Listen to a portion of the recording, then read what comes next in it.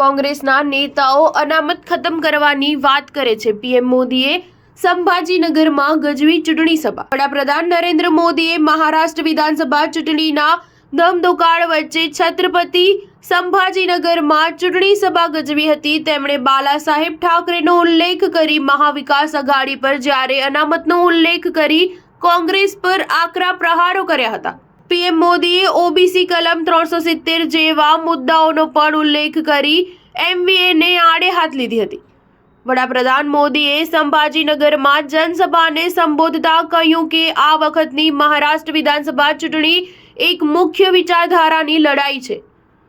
ચૂંટણીમાં એક તરફ સંભાજી મહારાજને માનતા દેશભક્તો છે તો બીજી તરફ ઔરંગઝેબનું સમર્થન કરનારા લોકો છે.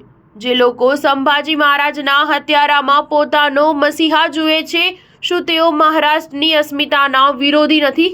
વડાપ્રધાને મહારાષ્ટ્રની પ્રજાને યાદ અપાવ્યું કે છત્રપતિ સંભાજીનગરનું નામ બદલવાની સૌપ્રથમ માંગ શિવસેનાના સંસ્થાપક બાલાસાહેબ ઠાકરેએ કરી હતી.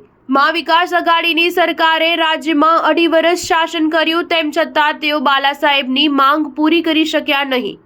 ત્યારબાદ અમારી મહાયુતિ સરકારે સત્તામાં આવી અને બાલાસાહેબની ઈચ્છા પૂરી કરી આ શહેરનું નામ છત્રપતિ સંભાજીનગર કરી દીધું. તેમણે કહ્યું કે કોંગ્રેસ અને મહાવિકાસ આઘાડીને છત્રપતિ સંભાજીનગરનું નામકરણ કરવામાં વાંધો પડ્યો હતો. તેઓએ નામકરણના મામલાને કોર્ટમાં પડકાર્યો અને નિર્ણય પલટાવવાનો પ્રયાસ કર્યો હતો. સત્તા મેળવવા માટે કોંગ્રેસ હંમેશા વિભાજનનું રાજકારણ કરે છે અને વિકાસના બદલે ભાગલાવાદી રાજકારણ પર નિર્ભર રહે છે. વડાપ્રધાને અનામત અંગે કોંગ્રેસની વિચારસરણી પર સવાલ ઉઠાવી કહ્યું કે કોંગ્રેસે હંમેશા અનામતનો વિરોધ કર્યો છે અને તેને દેશના વિકાસની વિરુદ્ધ ગણાવ્યો છે.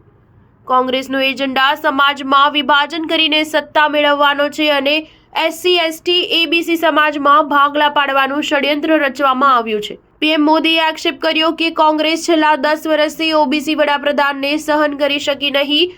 કોંગ્રેસના નેતાઓ વિદેશમાં જઈને ખુલ્લેઆમ અનામત ખતમ કરવાની વાત કરે છે. તેમણે કલમ 370નો ઉલ્લેખ કરી કહ્યું કે કોંગ્રેસ કલમ 370ની કલમ ફરી લાગુ કરવા માટે પાકિસ્તાની ભાષા બોલી રહી છે. અમારી સરકારે તેને હંમેશા માટે સમાપ્ત કરી દીધી છે અને દેશના લોકો કલમ ફરી લાગુ કરવાની કોઈ પણ માંગનો સ્વીકાર નહીં કરે. સ્ટાર ન્યૂઝ 7 હંમેશા સચ્ચાઈની સાથે.